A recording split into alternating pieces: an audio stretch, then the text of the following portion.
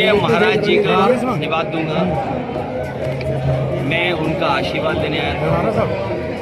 कथा का कार्यक्रम है और अमूमन गांव में इस समय पर बड़े पैमाने पर लोग एकजुट होते हैं और पौराणिक, धार्मिक और कथाओं के कार्यक्रम होते हैं। बहुत सारी जानकारी जो आध्यात्म की है उसको सरल भाषा में, कहानियों के रूप में और भावनात्मक तरीके से लोगों तक जोड़ने का और जुड़ने का उन कथाओं के माध्यम से मौका मिलता है। धर्म का रास्ता न्याय का रास्ता, धर्म का रास्ता खुशहाली का रास्ता, धर्म का रास्ता कोई भेदभाव नहीं रखता। उसी रास्ते पे चल करके आज 1008 पूज्य महाराज जी महामंडलेश्वर उनका आशीर्वाद लेने में पहुंचे। और ये इलाका बहुत पिछड़ा था और एक ऐसा इलाका था एक समय पर जहाँ पर ये माना जाता था कि इस इलाके में आने से आप सुरक्षित महसूस नहीं करेंगे।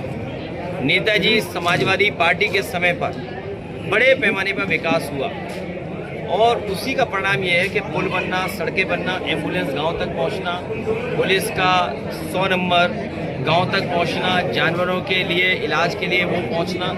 लेकिन इधर देखने को मिल रहा है कि इस सरकार ने इटावा के साथ बड़े पैमाने पे भेदभाव किया है।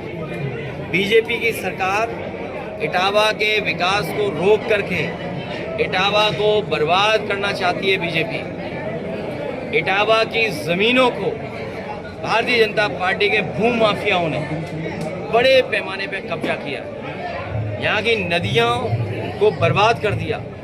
यहाँ का जंगल जो और सुंदर दिखता और लोगों को, टूरिस्टों को अट्रैक्ट करता, उस जंगल को बर्बाद कर दिया। लोगों के सामने महंगाई, बेरोजगारी और किसानों के सामने संकट पैदा सरकार ने किया। ये किसानों को पीड़ा दे रही है, ये किसानों के सामने संकट पैदा कर गई सरकार। आने वाले समय में हम सब मिलकर के इस भारतीय जनता पार्टी को हमेशा हमेशा के लिए हटाएंगे। बंगाल और तमिलनाडु में आज वोटिंग हो रही है, बड़े पैमाने पर वहाँ लोग वोट कर रहे हैं। ऐतिहासिक हार की तरफ भारतीय जनता पार्टी जा रही है। अच्छा सर, केंद्र सरकार जातिगत जनगणना क्यों नहीं कराना चाहती है?